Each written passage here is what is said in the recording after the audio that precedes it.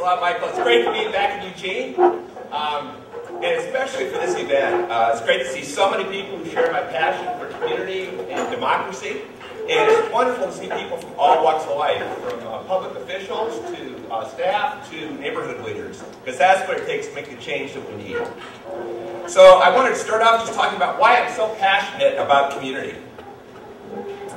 See the pictures over here. But I think there's absolutely no substitute for community when it comes to the things we care most deeply about. There's a role for government, there's a role for nonprofit organizations, but there's no substitute for community when it comes to caring for the earth, crime prevention, caring for one another, social justice. We all know that any major changes come from the bottom up, never from the top down. Our democracy, emergency response, and our health and welfare and our very happiness are dependent on community. There's no way government can provide those for us or nonprofits. It's up to community. I want to share a couple stories to illustrate the power of community. The first is from our Ballard neighborhood. Ballard was a neighborhood in Seattle with the least number of street trees. It also had the least number of parks of any other neighborhood outside of downtown. And there was a woman in Ballard named Dervilla Gowan who cared passionately about trees. She wanted to see trees up and down the streets of Ballard. So she applied to our Neighborhood Matching Fund, which is a fund to support community self-help projects. I think you have a similar program here in Eugene. And she did outreach. She put notices in the church bulletin. She put them in the corner grocery store. She put them in the Ballard News Tribune to advertise for other people who shared her passion for street trees. She tried to find somebody in every block in Ballard. If she couldn't find somebody in that block, she would go to that block. She'd knock on every door until she convinced somebody that they shared her passion for street trees. She got that person to sign a pledge form saying, I'll come to a training about how to plant and take care of the trees, and I'll recruit my neighbors to do the same thing. So she turned in all of her pledge forms with her matching fund application, and one day, trucks pulled into her neighborhood with 1,080 trees. Dervilla went, knocked on the door of block captain, said, the trees are here. Block captain knocked on the neighbor's doors. That day, over 1,000 people came out, planted trees up and down the streets. People felt incredibly empowered. Look what we can do when we work together as a community. They said, well, this is fantastic, but we still have the least number of parks of any neighborhood in Seattle. So they walked around the neighborhood looking for potential park sites. Had a hard time finding them because the neighborhood is pretty developed. But they found this old house that used to serve as a nursery right next to the business district. It was abandoned now. The property was overgrown. Big public safety problem. So the neighbors organized, they persuaded the city to buy the property for a park. The city had some money to buy the property, but absolutely no money to design or build the park. So the neighbors did it themselves. Local landscape architect volunteered their services and worked with the neighbors to build Baker Park, all built with volunteers. This is some of the landscaping. There were some beautiful old trees in this park. One of those was one of those monkey puzzle trees with the weird limbs. It had died. They're trying to figure out how to remove it. And then one of the neighbors, who was Native American, had a better idea, carved it in place as a totem. And here's some of the detail. Bear with the frog in his mouth. Kind of a symbol of returning nature to the city. Well, this group went on and built a community garden the next year. This is now one of 85 organic community gardens we have in the city of Seattle, all built by volunteers, 7,000 urban gardeners. Collectively, they donate 10 tons of organic produce to our food banks every year. And this is their most recent park. This is the site of a former house. So to commemorate the house, they built all the furniture out of cement. And at the dedication, they unveiled a timeline that shows the 20 parks they built over the past 20 years. Every one of them with volunteers. They restored a salmon estuary. They built ball fields. They built playgrounds. They worked with the kids to build a skate park. 20 parks in 20 years. They said, well, this is great. We've made our neighborhood a much better place, but we're concerned about what's happening to the planet. So they formed an all-volunteer group called Sustainable Ballard.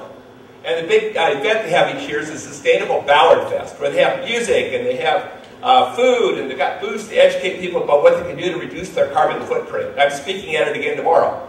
And the first booth you go to is the undriver's license station, where you go and you check all the ways you won't drive over the next month, and then you get a laminated undriver's license.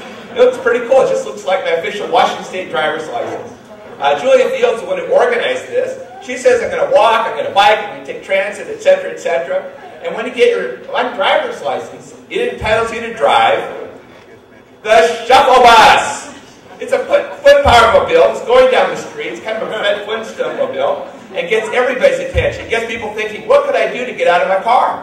What could I do to reduce my carbon footprint? It's now created a movement.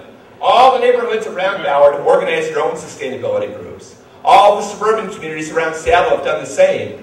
We now have 67 of these organizations. And collectively, they call themselves SCALLOPs, Sustainable Communities All Over Puget Sound. And it all started through Villa Gowan and those street trees 20 years ago. Incredible, untapped potential in our communities. It's the only way we're going to save the planet. It's not going to happen just through creating more green technology. People actually have to adopt it. And it's when we're in community, when we feel some sense of connection to each other and the places we share, we feel some sense of accountability, some sense of responsibility, some sense that our actions are going to make a difference, that we're going to take care of our planet. A second unique power of community is the power to prevent crime. It's great to see some police officers here today. Even if we had a police officer in every block in our neighborhood, we probably wouldn't feel as safe, and it certainly wouldn't be as appropriate as neighbors watching out for each other. This is a story from Limerick. Limerick has 4 social housing. Limerick doesn't have a great reputation in the first place after Angela's ashes, but it has 4 social housing communities that are particularly having a hard time. These communities are having a gigantic gang issue where people are feeling very unsafe. Been many murders in these communities. One in particular, Ballinacora Weston, has had numerous murders, including small kids being killed. The government solution was, we're going to tear down this housing and rebuild it. Didn't consult the residents at all, but one unit at a time, they started buying up this housing. And it became boarded up, it became covered with graffiti. Over time, garbage started accumulating in the yards. And with the collapse of the economy in Ireland, there's now absolutely no money to carry through on the plan. So they're worse off than ever. Over half the housing is abandoned and boarded up. People are more afraid than ever to come out of their homes. But on Christmas Eve, a 14-year-old girl named Maeve organized her friends, and they went around house to house, Christmas caroling. Incredible bravery. And it gave everybody else the confidence to start coming out of their homes. And the elders came out and started working with the kids to build flower boxes in front of people's homes to show a sign of ownership and pride. Now they're going through, despite the opposition from government, to rebuild those houses and to renovate them and start to live in them again. But again, there's no substitute for community when it comes to public safety. The problem is, at the very time when we most need community, it's in its greatest state of crisis. How many of you are familiar with Robert Putnam's work? He wrote a book called Bowling Alone, professor at Harvard. Okay. But he cited a number, he talked about how when Alexis de Tocqueville came from France and came to North America in 1832, he was blown away. He'd never seen anything like it, the associational life. The way people work together to do collectively what they couldn't do individually. Barn raising parties, volunteer fire departments, town meetings. But he tracks over the past 50 years an incredible breakdown of community life in North America. How fewer and fewer people are belonging to traditional associations, fewer and fewer people voting, fewer families eating together. It's a pretty depressing book for those of us who care so deeply about community. There's a lot of reasons why it's happened. It used to be we live, learn, work, and play all in the same place. And now we've created single-purpose places where we have bedroom communities where we just go to sleep. And malls where we drive a half hour to shop. And we make commute an hour to work. In many ways, we have many different communities, but in a sense, no community at all because our lives are so disjointed and we don't bump into the same people over and over and over again. And it used to be generation after generation we live in the same village. And how many people here have moved more than 5 times over the course of their lives?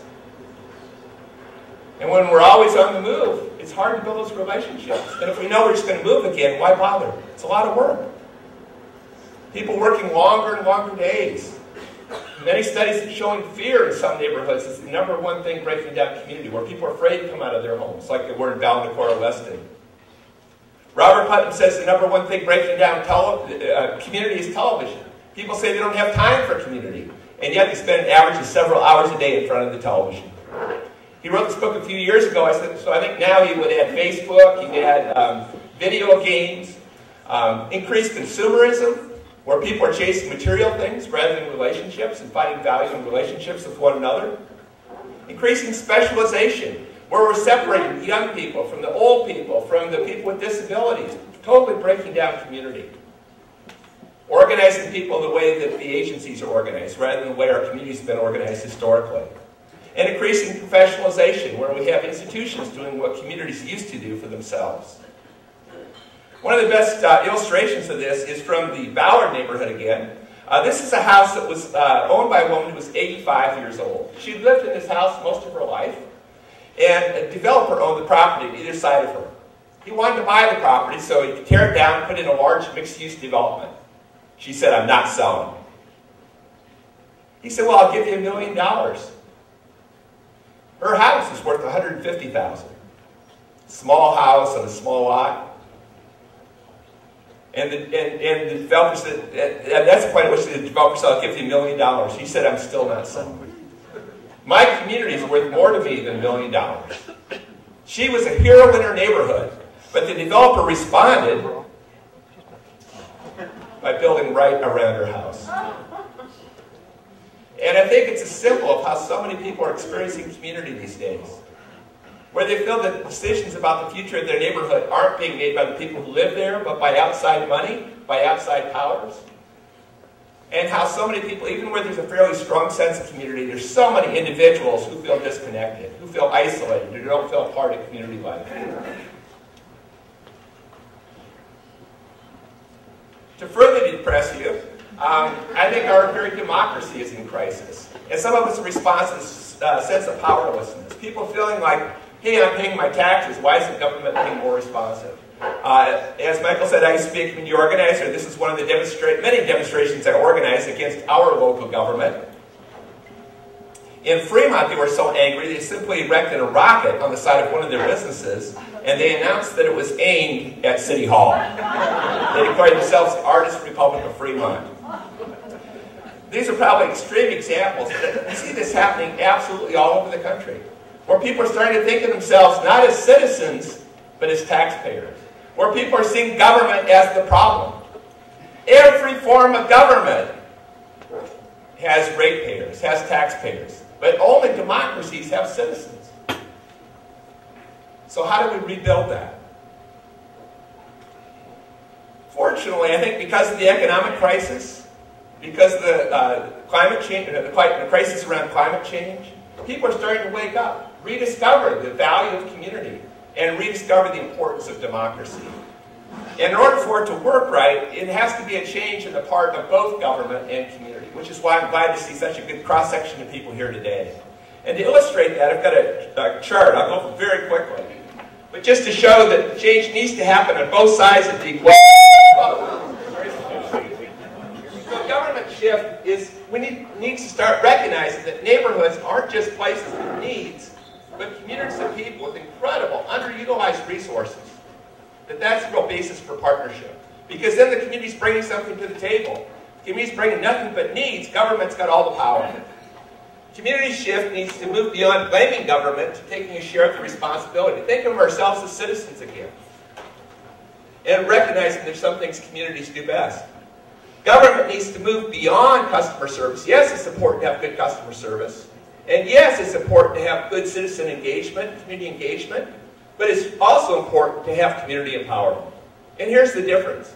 Citizen engagement is about involving citizens in the government's priorities through the government's processes and procedures, task forces, commissions, where government still has all the power. And that's appropriate in many cases. But we need to move beyond that at times and also empower the community to work on their own priorities through their own associations. That's also appropriate. Communities need to start thinking and acting as citizens rather than as taxpayers. Government needs to follow the iron rule of community organizing, which is never do for people what they can do for themselves.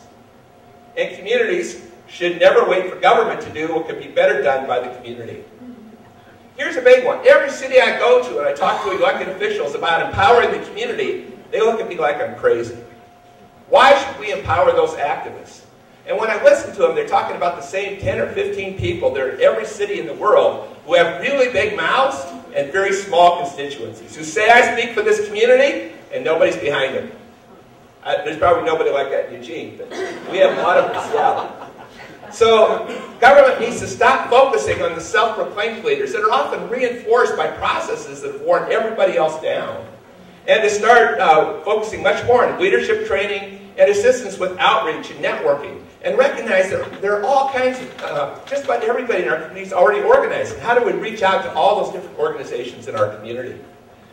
Same way, the community needs to make it worth government's while to partner with the community by making it a priority to build broad and inclusive participation. Because this only works if it's about democracy, if it's about really being representative and accountable. If it's a few self-selected people, it isn't worth government's while to partner with the community.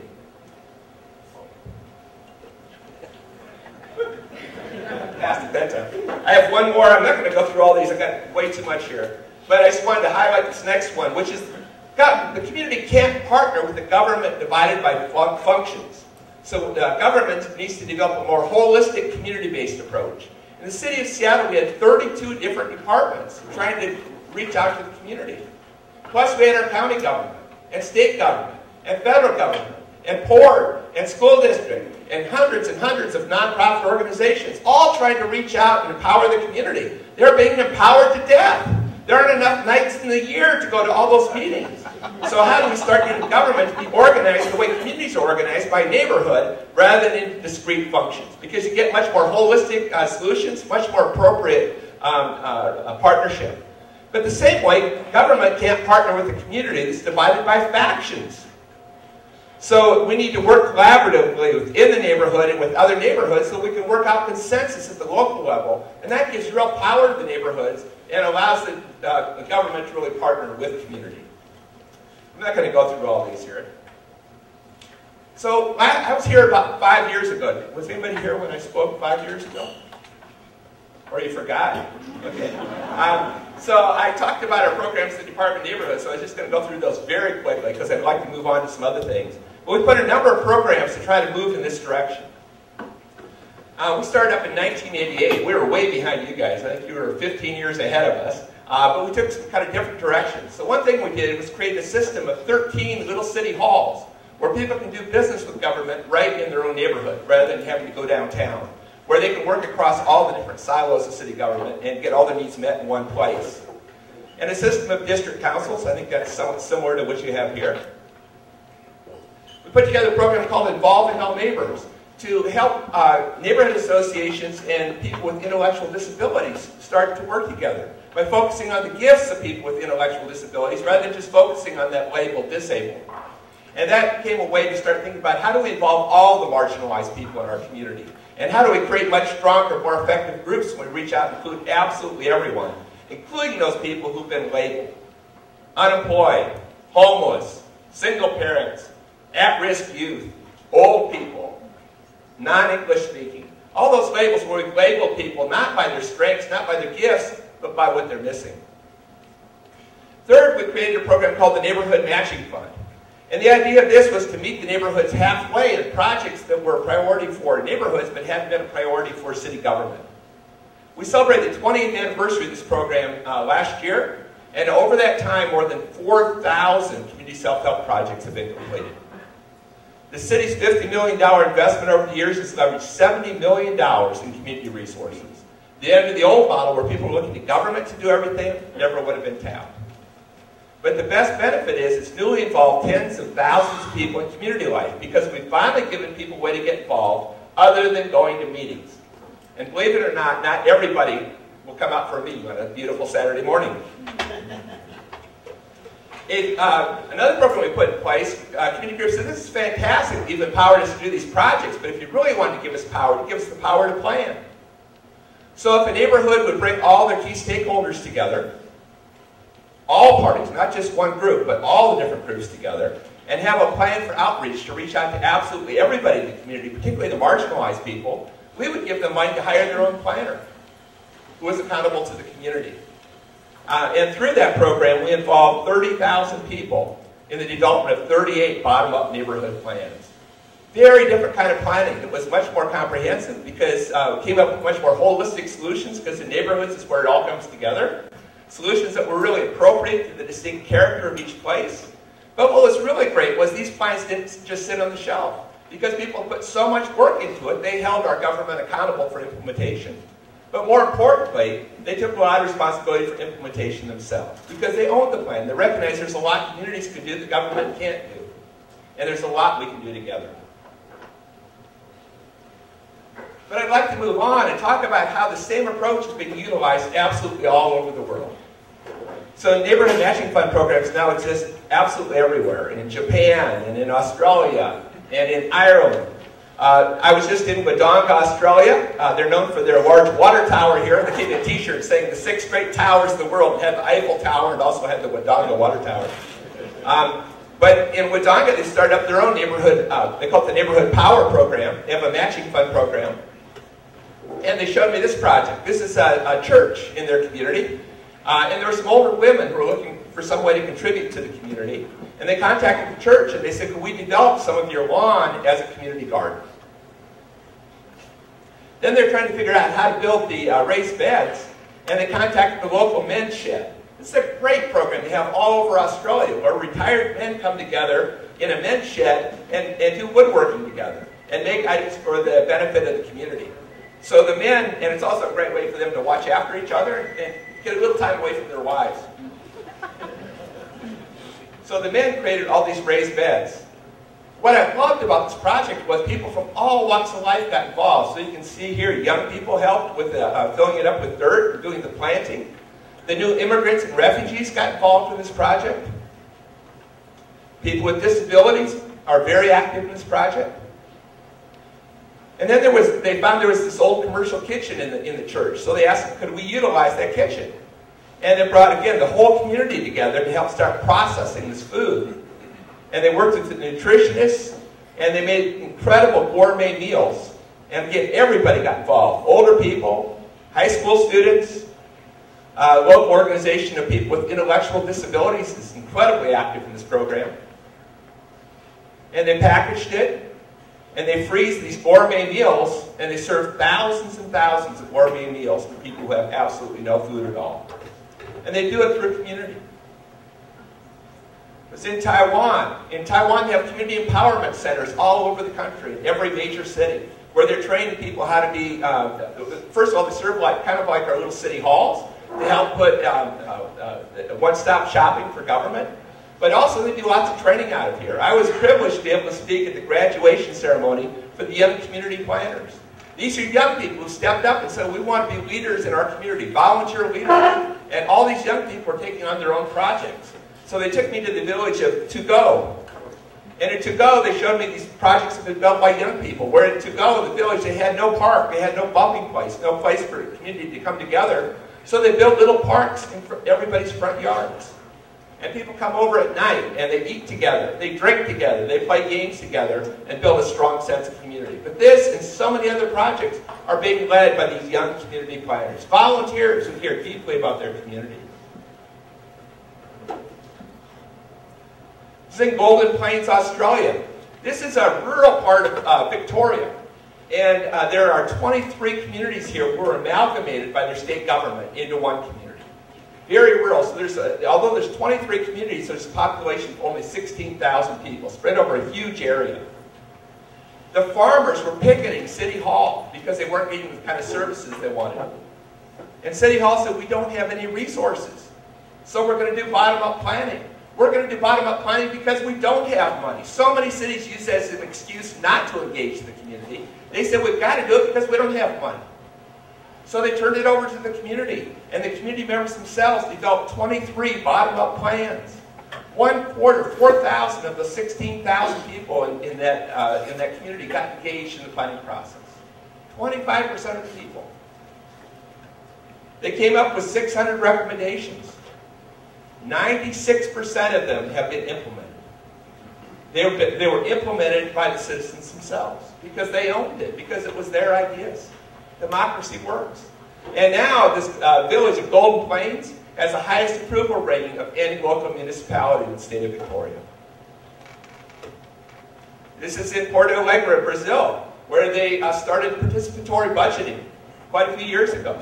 They involve over 100,000 people in the development of the city's budget. And they have accountability sessions at the neighborhood level to hold government accountable to make sure that those priorities are being implemented.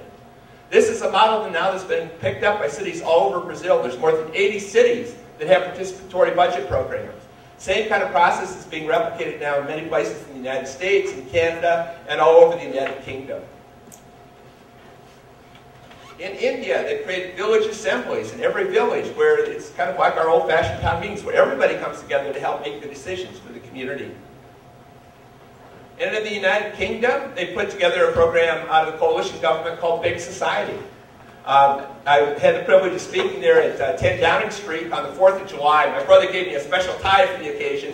It was a tie that had all the signatures to the Declaration of Independence. But I talked to them about our programs in Seattle, and now they're replicating. They have a neighborhood matching fund that they're doing nationwide. 120 million pounds that they're putting into bottom-up neighborhood projects because they don't have money. They want to multiply with the community's resources. And most amazingly, they are training 5,000 community organizers. I say Barack Obama could never get away with that, but here the Tories are in the UK. And it's following the model of London Citizens. Here's one of the meetings of London Citizens. Just an incredible grassroots community organization out of the Olinsky School of Community Organizing that's been working very effectively for a living wage job campaign, and have now got a lot of local retail, hospitals, even the Olympics have agreed to pay everybody living wage jobs.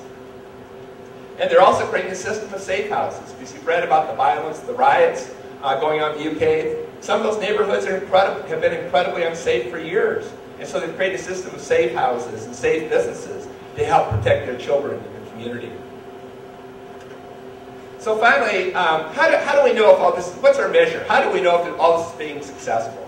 I think it's the hardest thing for all of us to come up with a good measure for successful community development work. Because if we're doing it right, it cuts across all kinds of indicators. And what do we take credit for? But it's so important because at this time where we have huge budget cuts, so many governments are seeing neighborhood work as kind of, it's kind of fluffy. It's kind of a nice thing in good times, but when times get tough, we got to get back to basics. And the basics are about paving the roads and it's about the police force, which are important. But isn't our democracy also a basic? Shouldn't we be as concerned about our democratic foundations as we are about our physical infrastructure? And think about all the resources we've leveraged when we bring the community in as true partners. So I'm a little bit cynical about measures. I grew up in Iowa, so I love this quote, this old Iowa farm proverb. You don't make the hog fatter by weighing it. I think oftentimes we spend way too many resources trying to track how well we're doing, and we don't spend enough money on the services themselves. Or I love this quote from Einstein. Not everything that can be counted counts, and not everything that counts can be counted. So I've discovered the perfect measure. I was at Port Phillip, Australia, and they said, you know, the only thing that really matters, it's not rocket science, is whether people are happy or not. Think about it. What's more important? So they train people how to be smile spies. And people walk down the streets and they catch other people's eyes and they see what percentage of people smile back at them. And then they have a formula they work out. They calculate how many smiles per hour there are in each neighborhood. And it's the only measure I've seen that's actually changing conditions. Because no neighborhood wants to be seen as unfriendly. So the numbers just keep going up. These guys are at 7 smiles per hour. These guys are up to 10. And this guy is really happy because he's got 14 smiles per hour. So I just like to conclude by thanking you for the incredible work you do in your communities. I know it's really tough work, really hard work. Sometimes, you know, it's hard to see progress. Sometimes it's just really frustrating. We're thinking, God, I'm working so hard to just get a safe intersection on my block. And meanwhile, we've got these huge issues with world peace, with climate change, with economic collapse. And what difference am I making? And that's why I wanted to share stories. Because I've had the privilege of seeing the same kind of action absolutely everywhere in the world. Small villages in India, and in Taiwan, and in Beijing. I saw in Saigon, in Shanghai, neighbors who took over the park when the government wanted to come in and build a large high-rise there. This kind of activism is happening absolutely everywhere, and it's what gives me hope. We're part of a global movement, and you guys are on the cutting edge. You celebrated, what, 38 years? It's incredible. So I just want to encourage you to keep on going. I hope some of you come to the workshop this afternoon, because we're going to talk more about how do we really build that broad, inclusive engagement, because that's the only way we're going to get there. It's the only way we're going to make the partnership work. It's the only way we're going to get government to take us really seriously, and it's the only way we're going to make real change. So thanks so much. Have a great summit today. Look forward to meeting so many of you over the course of the day. Thanks so much.